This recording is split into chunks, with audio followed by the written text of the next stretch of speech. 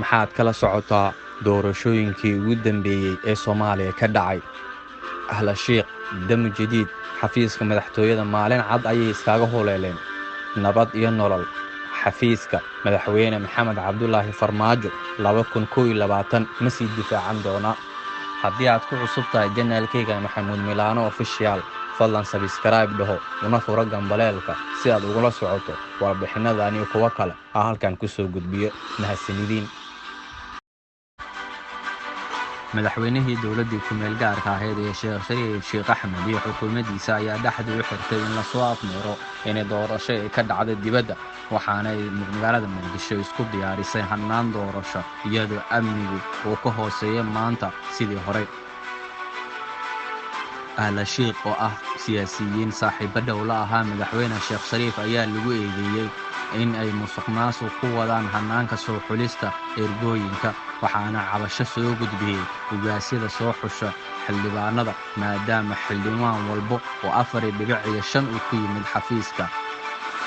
waxaana eedaas dhowr mar iska fogeeyey Sheekh Shariif Sheekh Axmed, waxaana gaashaanku u dururay inuu musuqmaasuq ku wada hannaanka doorashada uu dalku galayo. doorashadii 2012 ayaa Sheekh Shariif Sheekh Axmed looga adkaaday madaxweynihii burburka kadib ee Soomaaliya la doortana waxaa halkaas ku noqday Xasan Sheekh Maxamuud. waxaana meeshaas madaxtooyada ku macsalaameeyay kooxdii Ahla Sheikh iyo madaxweynihii dowladdii ku meel gaarka Sheekh Shariif Sheekh Axmed. mar kale waxaa madaxtooyada yimid koox loogu yeero Dami Jadiid oo siyaasiyiin ahaa saaxiibo dhowna la ah Xasan Sheekh Maxamuud, madaxweynihii xilligaas ka talinayay dalka Soomaaliya. waxaa la gaaray dhisidii maamul goboleedyada Hirshabeelle iyo Galmudug, waxaana eedo loogu jeediyay Xasan Sheekh Maxamuud iyo kooxda Dami Jadiid inay faragelin baan ku hayaan dhisidda xildhibaanada baarlamaanadii Galmudug iyo Hirshabeelle.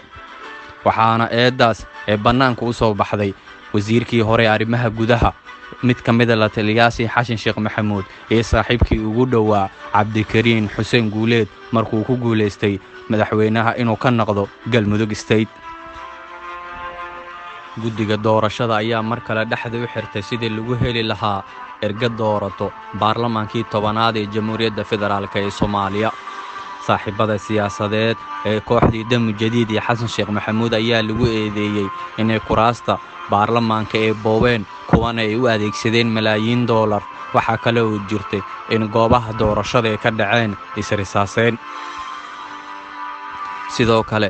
waxaa doorashada qaadacay iyadoo maalmo ka harsan tahay musharaxiinta, waxayna sheegeen inaysan amni ahayn, aanan laisku haleyn karin in doorasho ka dhacdo iskool booliisiya, maadaama taliyihii booliiska xilligaas joogay ay ku eedeeyeen inuu madaxweynuhu la safan yahay. waxaa kale oo dhacdooyinka doorashadaas qayb ka ahaa madaxweyne Xasan Sheekh Maxamuud ayaa Hotel City Plaza wuxuu casho sharaf ugu sameeyey in ka badan 200 oo xildhibaan. dad badan oo Soomaaliyeed oo warbaahinta kala socda hannaanka doorasho dalka xilligaas uu galayay ayaa niyeystay in qabya ninkeeda dhammaystira dib ugu soo laaban doona madaxtooyada, balse maysan dhicin. marka la gaaray doorashada la guda galay ayaa waxaa isbedelay jawiga doorashada, waxaana doorashada uu socoto uu madaxweyne Xasan Sheekh Maxamuud ka tanaasulay inuu sii tartamo, waxaana halkaas madaxweyne ku noqday Maxamed Cabdullaahi Farmaajo.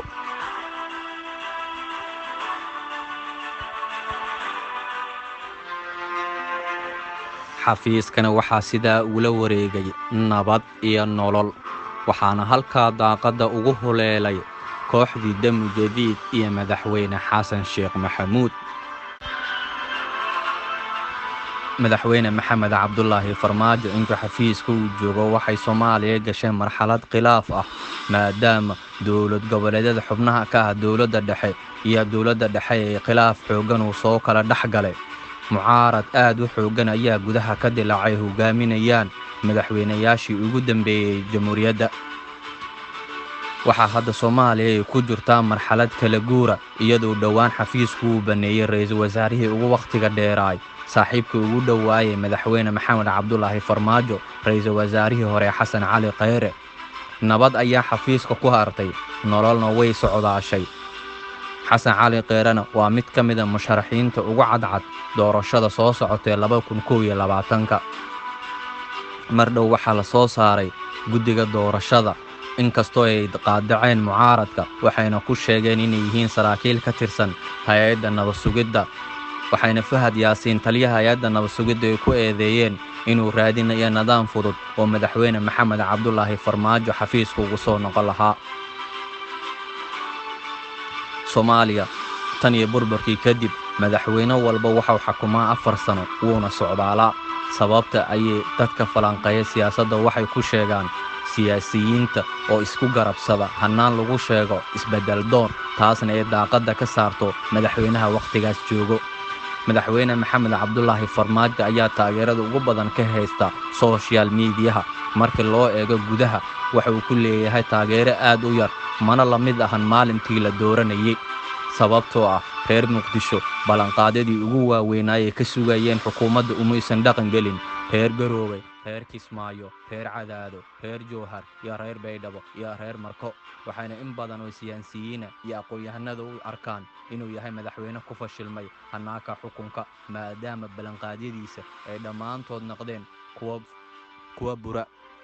marka laga reebo maalmahan oo ra'iisul wasaare Rooble uu ku dhiirtay inuu wadooyinka qaarkii uu furo balse waqti ayay qaadatay in dib loo helo isku socodka gaadiidka magaalada Muqdisho xasan cali kheyre waa mid ka mid ah musharaxiinta